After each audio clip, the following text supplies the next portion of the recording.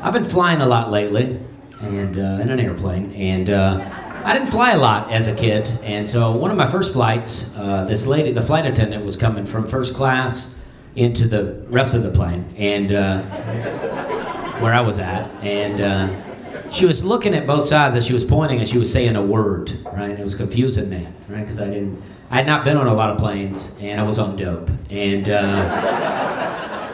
I like to call drugs dope, you know?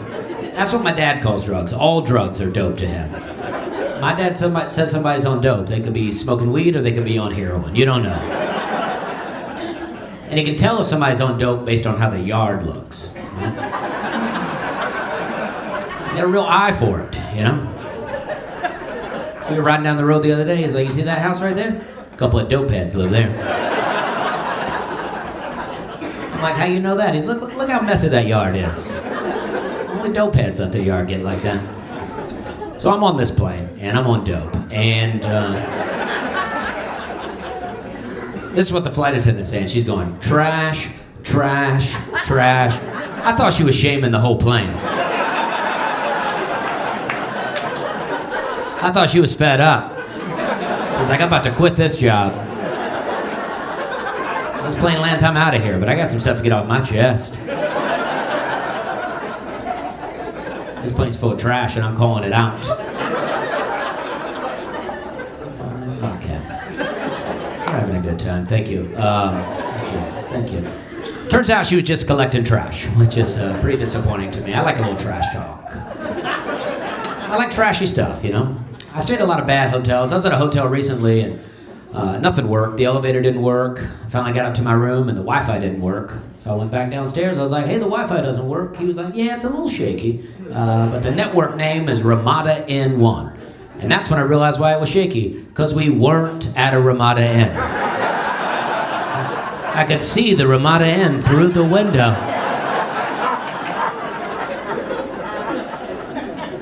He was like, but it works real good down here in the lobby. Why don't you just use it here in the lobby? I'm like, well, obviously you don't know what I need Wi-Fi for. You know what I mean? I was like, I'm not working on a spreadsheet up there, buddy. I got stress, you know what I mean?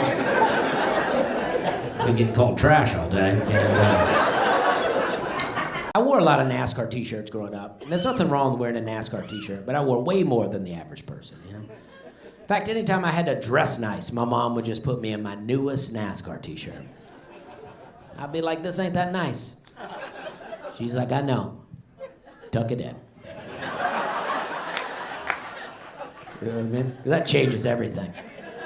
Go from working on the car to church just by tucking it in. My dad still does that. He tucks his shirts in tight, too. Real tight. He'd make a V-neck out of a turtleneck. Got a t-shirt coming out the bottom of his jeans. Seeing chest hair through the shirt. That's tight. That's tight. My dad's a big University of Alabama fan, right? And he tucks his shirts in so tight, all you see is university. Like he's just for college.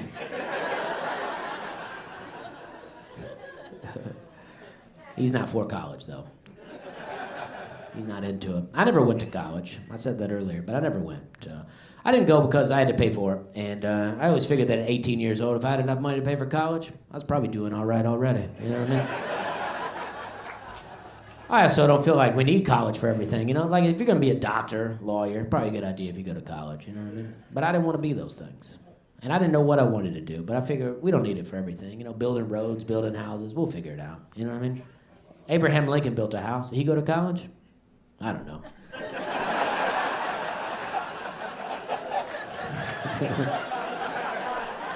Yeah. Not even sure he built a house, I'll be honest with you. That's just what people tell me, I don't know. And they named the logs after him, so. That's gotta mean something. You know what I mean? Yeah, I didn't like school. I didn't like handwriting, you know what I mean? You print for a while, and then they try to make you write in cursive. I always hated that. Like, about the time I'm perfecting print, they want to slip in cursive on me, you know? Like it's the evolution of print, you know? That's not what it is. Cursive's like print's weird cousin that likes touching way too much. You know what I mean?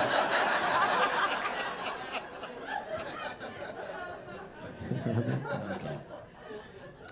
We're having a good time. And I never liked reading. This is why I don't like to read, though. When I was a little kid, there was this TV show called Reading Rainbow. You guys remember that show?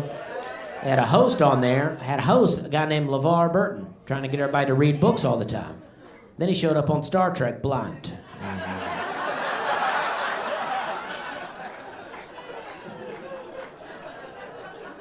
That's what reading does. That's why I don't get into it. You know? I love a good flea market. All right, anytime I see one, I go there. I love it. And I was in one not too long ago, and this lady had this great deal on DVDs. And I love DVDs, right? I like to be about a decade behind everybody else, you know? So I'm just now getting into them. And it's a good time because they're cheap, right? This lady had a great deal. She had 3 DVDs for $5. I'm like, that's a good deal. So I'm going to go ahead and get 6 of these. That way I can get 6 for 10, you know? 3 for 5, 2 times. Pretty easy, right? But this lady couldn't understand her own deal.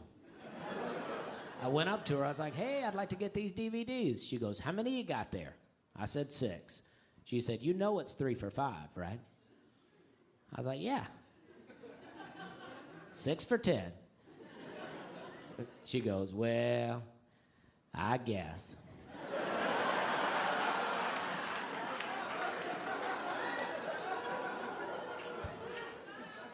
You know what I mean? I didn't know what to say.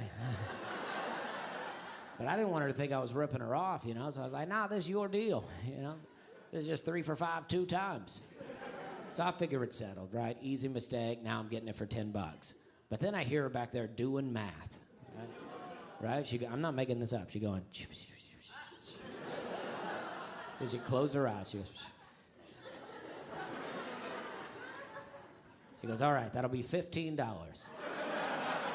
I was like, listen, I'm not even trying to bargain with you right now, okay? This is your deal. It's just 3 for 5, 2 times. If you want, I'll buy these 3, and then I'll take off this hat, and I'll buy these other 3. And that worked. You know what I mean? Shortly after that, I got to do the TV show Last Comic Standing. I was 2015, I did that, and I didn't win. And I made it to what they like to call the final 100. And but I made it there. I made it through a couple of auditions, made it out to LA, was on the show, although they didn't air my clips. I was there in front of the judges. And I had 3 minutes, and I decided to do it all on one topic. I chose to do all fish jokes. Which in hindsight was a bit of a mistake, because I didn't win, you know?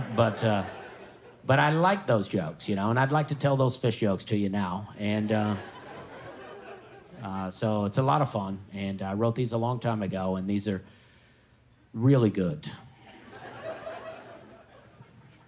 So I was thinking about goldfish the other day, you know, because I've done some drugs. And I was thinking about how goldfish, you know, they have to live in these really small aquariums. And I thought it must get so boring for them just seeing the same things all the time. Like, imagine you swim over here and you're like, what? I got a scuba diver in here? And then you swim over here and you're like, oh, man, I got a treasure chest in here? And then you swim back over here and you're like, what? I got a scuba diver in here? You know what I mean? I was reading about clownfish the other day, and I read that clownfish, if 2 male clownfish are in an aquarium together alone for too long, that the larger of the 2 will change into a female so they can procreate. And I thought, man, if that were true for humans, prison would be pretty cool. You know what I mean?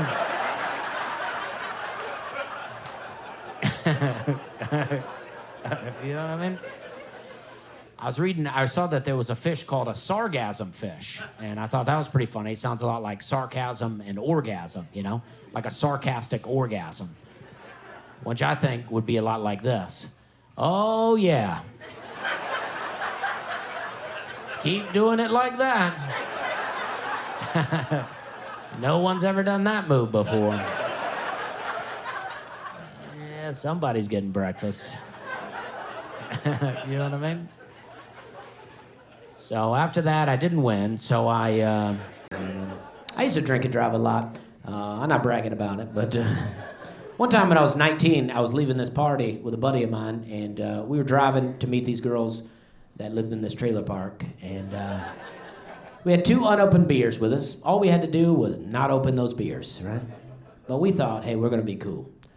We're gonna crack open these beers. That way when we show up at the trailer park, we can get out, and these girls will be like, dang, those guys don't mess around. They drink and drive. Because nothing turns on a girl from a trailer park like knowing she's gonna have to drive you to a couple of court dates.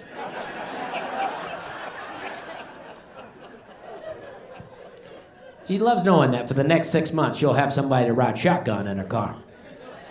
She can give rides to, right? So that's what we did. We cracked them open. A couple of Bud Lights, we're sipping on them. Put it in the center console, then we got pulled over by a policeman. And I knew that this policeman could see, because he was driving a car. And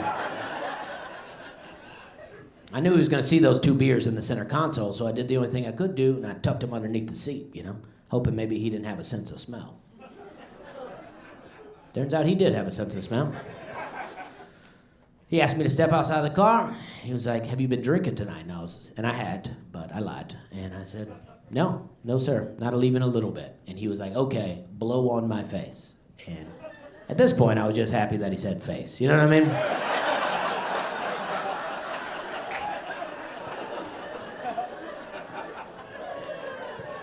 So I blew on his face, and he goes, all right, well, I smell alcohol, so be honest with me. Have you been drinking tonight? And then I was like, okay. I had a couple of sips. I was thirsty, that line, I was so thirsty, and the only thing around was beer. So yeah, I went to jail. But I got out, I got out. I called my brother-in-law to come pick me up from jail, and he showed up to pick me up from jail in a dump truck. Turns out my nightmare was a 5-year-old's dream. Getting to ride in a dump truck and a police car all in one day. That's a good joke. And you can't make that up, you know what I mean?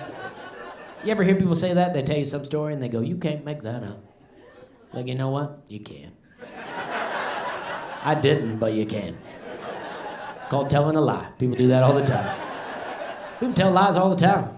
You know what I mean? I still mess up with texting and stuff like that. Alcohol didn't change nothing, but autocorrect gets me in trouble all the time now. I was texting with this girl the other day, and she sent me this picture of her, and I was like, ooh, I really like that. And she said, I got 1 million of them. And I was like, well, keep them coming, right? But I spelled it like keep and then E-M, like keep them coming, right? Well, my phone auto-corrected E-M to M-E.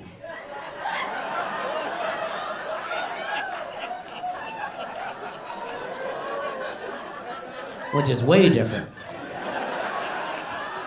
Really changes the whole tone. Well, that's not what I was saying at all. I had another girl, she came over to watch a movie one night, and when she left, we had a great time. And when she left, I went to text, great seeing you tonight. But I typed one too many E's in seeing, and it auto-corrected to seating, right? So my text said, great seating you tonight, which is a weird text. But weirder because we didn't even do anything, right? Now she's just wondering how long she fell asleep during that movie. It's not the kind of text I'm trying to send. I had another girl, we went out several times, and she texted, I love you. And I meant to text, I love you too, but my phone auto-corrected to, I feel smothered. You can't make that up. And we're having a good time. We're having a good time.